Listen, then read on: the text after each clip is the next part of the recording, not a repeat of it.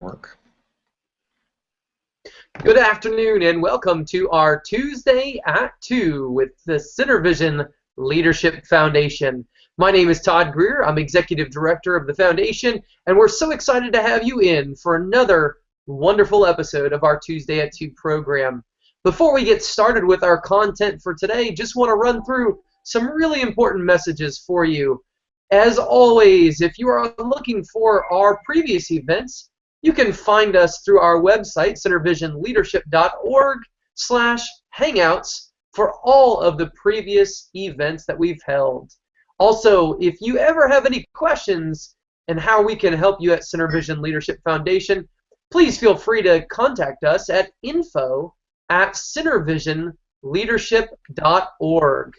Want to remind everybody that on December 1st, issue number 2 of the Nonprofit Performance Magazine drops, and that will be an extremely exciting time, an opportunity for us, as always, to engage the 4 key issues that make up the purpose of CenterVision Foundation. As always, we'll be talking about membership engagement, board engagement, leadership development, and funds attraction, and we'll invite you to join us in that issue as we're looking at that all through the lens of values. Peter Sims, co-author of True North and of Little Bets, is going to be our featured personality on the cover in December. So stay tuned and make sure you go to nonprofitperformance.org to sign up for your copy of that. Today, we want to remind you about the conversation that we're having is going to continue on Thursday at 4 p.m. and you can always find us Thursdays at 4 at hashtag nonprofit chat. Easy way to follow that is through the curation program, twubs.com, and that's twubs.com/nonprofit chat. Hugh will be there. I'll be there. We invite you to be there with us. Today I am joined by Hugh Ballou, founder and president of CenterVision Leadership Foundation. Our guest for today we've had some technical issues with, and so Hugh and I are going to be chatting a little bit live today about what it looks like to build your audience. Hugh, thanks for joining us here live. Hey, I'm invested in this and I'm excited to be sharing some of the ideas that I've gathered over the years. And Todd, as you know, that I've created a substantial network.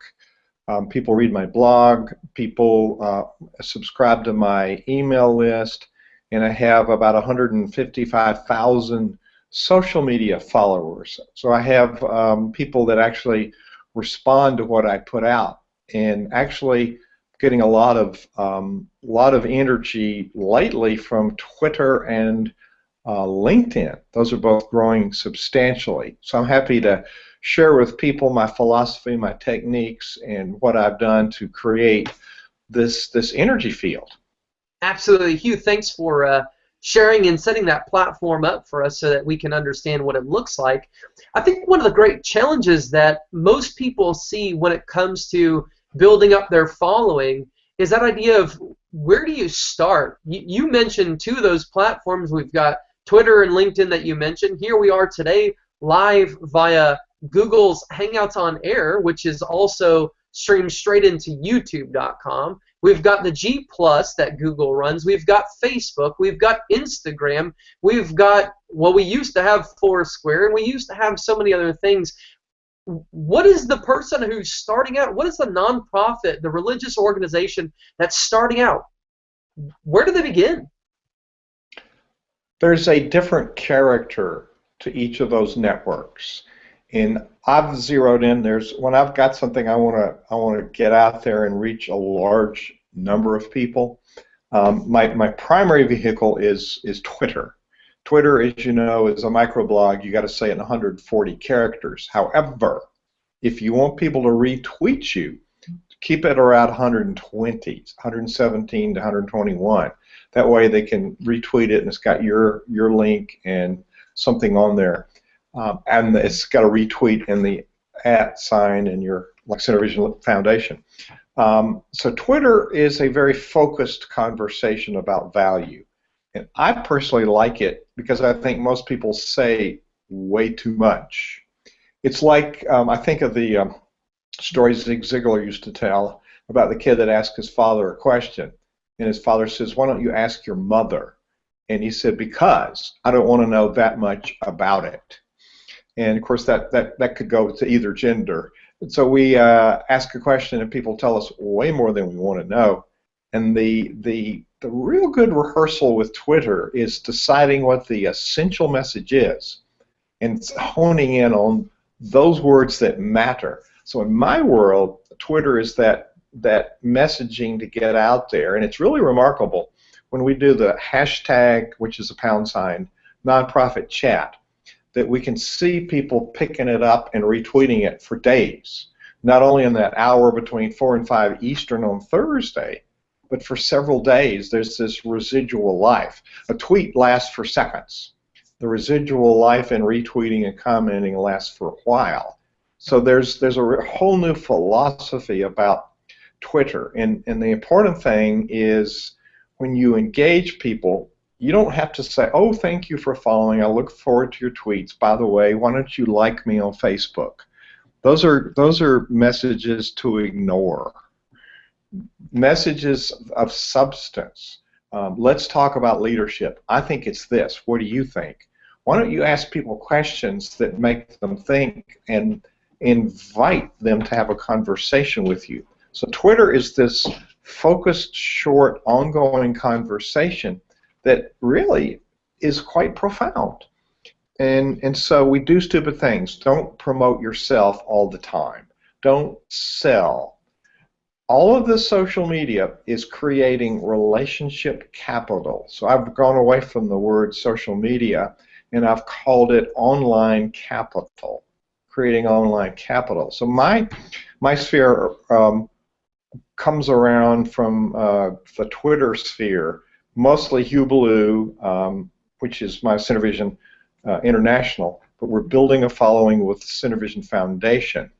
And then I have a couple other accounts, so there's about 135,000 there, and then substantial followings with Facebook and LinkedIn, which are another whole philosophy. So have I prompted some questions? There's a different, is there a different question that you have? There's a different philosophy for each one, but Yeah. fundamentally, we have mental capital.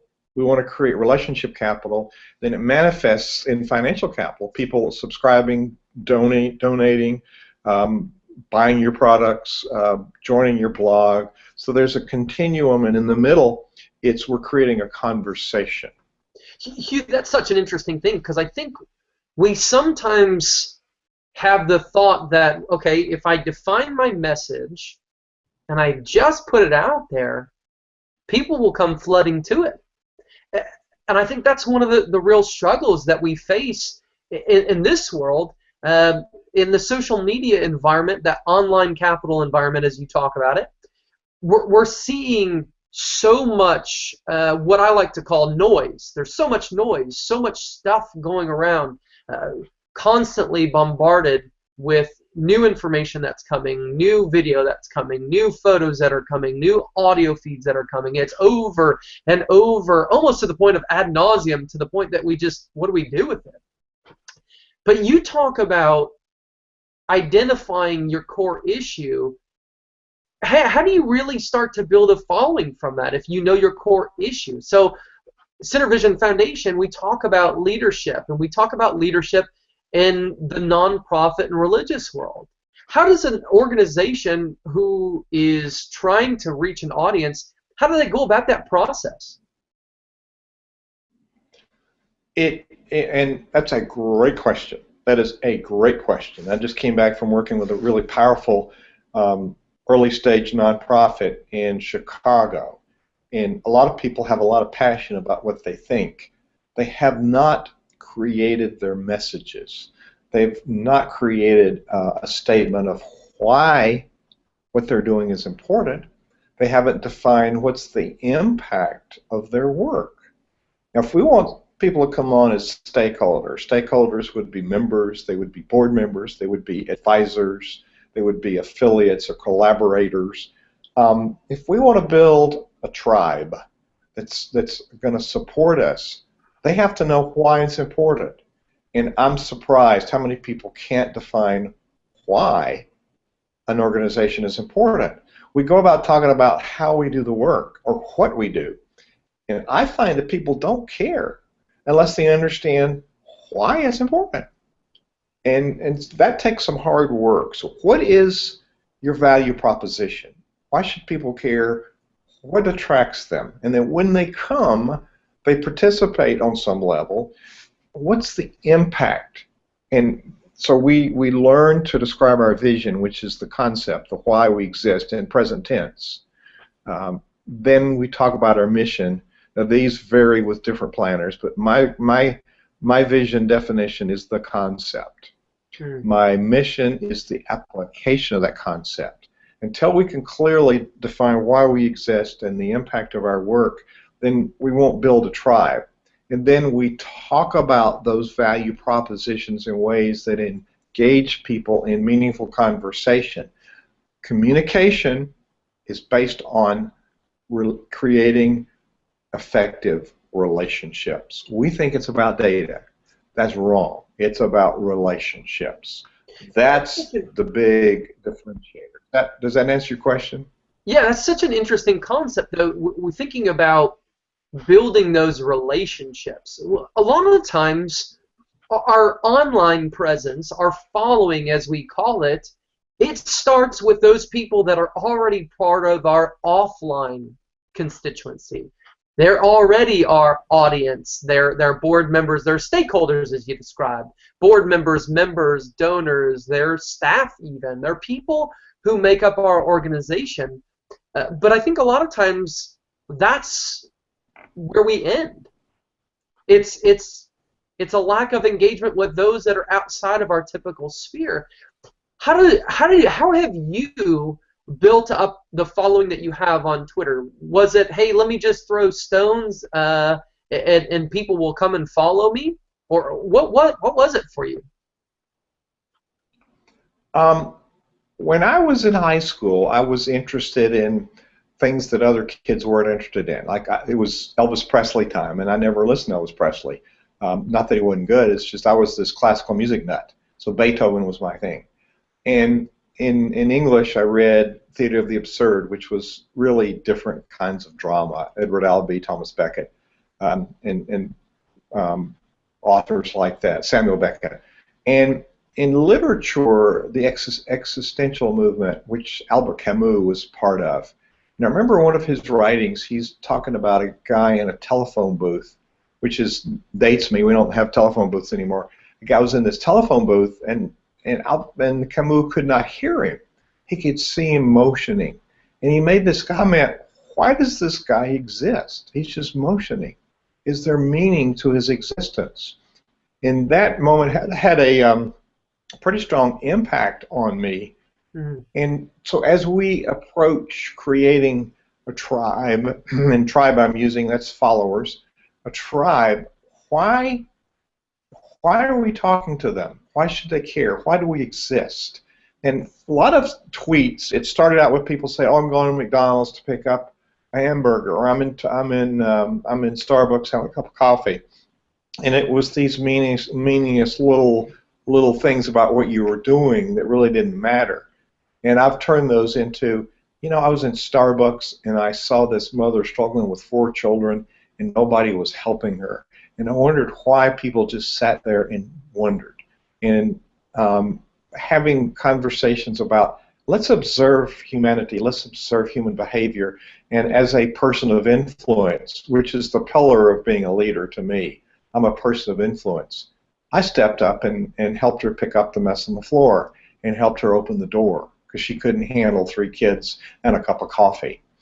And so for me, it's what are we observing and how can it be meaningful and in a short, focused blast.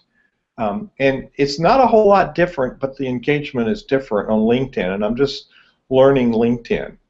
And so, Todd, to answer your question, I looked for people who tweeted about topics around leadership. So I took keywords that were important to me: leadership skills, leadership system, transformational leadership, teamwork, team culture, corporate culture, nonprofit. I did a search for people who were talking about those or who had those words in their description of what they do. And I followed them. And then those that I thought had some meaningful content, I put them into a list. So I have a list of influencers. I have a list of people I collaborate with. I have a list of people who are speakers that I follow. They're public speakers. I have people who are authors that I follow. So I put them in a list, and I go and I look at what they're talking about, what the nature of the conversation is. So I intentionally followed people, and my different Twitter lists, I use different keywords, but I intentionally followed people on a particular topic using keywords. So I wanted to be connected with people who were talking about leadership. How's that? Part of the process, part of the strategy as you put it forward here is about really honing in on what you're trying to accomplish, whether it's what is the message that I'm going to be extending to my audience, or even how do I begin to understand what a following looks like. And sometimes that means honing in on keywords and topics and beginning to engage those that are already in that sphere. I think that's one of the great challenges for us, is to be humble enough to admit we can't know everything. Even the greatest social media experts that we come in contact with usually are really, really strong in one or two platforms, and other platforms, they have others that they work with that help build them up in those. And I think that's such an intriguing thing. In fact, to throw a name out, Platform was Michael Hyatt, right? Yes. Okay. Yes. Michael, in order to extend his work, was working with a gentleman by the name of Cliff Ravenscraft to help him in podcasting. Well, Mike Hyatt is, I mean, that's a name that people understand of building a platform, and yet he looked to others in order to be able to help build him up. We are right now in a situation at CityVision Leadership Foundation where we're beginning to move some things forward. Well, obviously we can't know everything on our own, so what do? Well, we contact people that are experts out there. One of the reasons we have our Tuesday at 2 program, the program that you're watching, listening to right now, is to bring in subject matter experts who allow us to extend and grow our areas of understanding. We're here to grow. And so the same thing happens when we talk about following, building a following. It's looking to others. Hugh is extremely strong in the area of Twitter. He's constantly tweeted and retweeted. You see his stuff bouncing all over the place. But Hugh would admit that LinkedIn and Facebook were places that he had not spent as much time. So Hugh, what do you do in those realms? Who do you go to when you're looking for bolstering those kinds of areas? I have a pretty strong Rolodex, and as a matter of fact, I meet a lot of people on social media that are experts. I watch them, observe them, what are they doing, and what is their area of expertise, and then have a conversation with them. Sometimes I meet them for coffee at Starbucks, and they end up in an organization with me. Drop to that. Hugh and I actually met in this very realm. It was social media that brought the connection between the two of us. It's quite interesting to see how these things come about. One of the ways that we actually work to build our following, to build our network, to grow our impact, is by connecting with those that are not currently part of our realm. Sometimes it's those secondary contacts that we might see on LinkedIn, or tertiary contacts, group network contacts. Sometimes it's connecting through online environments like webinars just like this. Sometimes it's in-person events at your local community foundation, through your Chamber of Commerce, in a community setting. Other times it's stepping out and going to conferences. You partake in a conference setting. It's referred to as CEO Space, and CEO Space is a place for entrepreneurs to come and to talk about how they can extend and grow their brands, their companies. Is that a place that networking happens? How do you grow it there? It's like networking on steroids, actually, and it's probably the best place on earth that I have found to grow my capacity, my network, and it's a place where people help each other. And it's really counterintuitive, and it's helped me in Service Foundation develop this cooperative, collaborative culture that we champion um, for nonprofits. And Todd, your point about not knowing it all is key. Mm. And when I interviewed Cal Turner for a book I was writing, he determined that leadership is primarily identifying your gaps. And we don't know it all, and identifying our gaps is where we can then bring on team members to fill those gaps, which is a crucial place. So we identify the gaps, we bring in collaborators, and I'm from the South. We say none of us is as smart as all of us. Therefore, you surround yourself with smart people. That's the team concept. Who's on our team, and who knows more than I know? And people want to be the smartest person in the room. Well, if you're the smartest person in the room, it's time for you to get another team. That's a great point, Hugh. And I think when we talk about teaming, we talk about collaboration. That's one of the things I think that's vital about the social media platforms, about that online environment. In order to really grow, what it takes finding organizations, it takes finding people who share similar values and purpose in life, and understanding that ultimately you're not competing against them or competing with them. You're actually in this space where you can collaborate, you can work together to create to reach a bigger goal than you might individually be able to get. And I think that's one of the things that's starting to take place. And I'm going to make a quick pitch here. Our March issue of Nonprofit Performance Magazine is about millennials in the nonprofit world.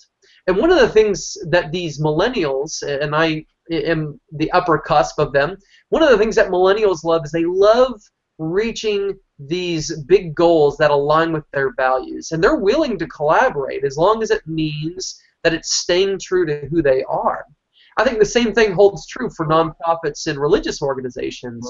If we're really staying true to our mission and our purpose, then a lot of times that will mean that we're finding those partners along the journey. We're walking side by side with them and seeing how our issues and our impact can align to really drive real benefit for our community. So part of that is simply keeping our eyes open and finding those people that can become part of our team, even if they're not part of our staff in our organization as we speak. So absolutely. There's formal teams and there's informal teams. Definitely. Well, we look at this idea of building your following, and I think one of the things when we talk about followers, you have to lead. And I think that's a really important piece for us to think about. If we're going to have followers, it means that we have to have a compelling vision. Hugh, you talked about making sure that we hone in our message. I want to come back around to that for a second. How do we show leadership? Thought leadership is becoming a key term that we're seeing more and more. How do we really work to show thought leadership to bring followers along with us, Hugh? Well, I mentioned earlier that leadership is about influencing people.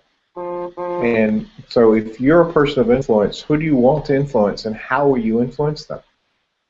And so social media is part of being a leader and influencing others. And so people will follow you if you are a person of influence. So establishing your position of influence as a leader. And you mentioned CO Space is a business growth conference for entrepreneurs. We are, in nonprofit world, we are entrepreneurs. We're doing something bold that nobody else is doing, and we don't want to be a part of something else. That's why we are doing what we do.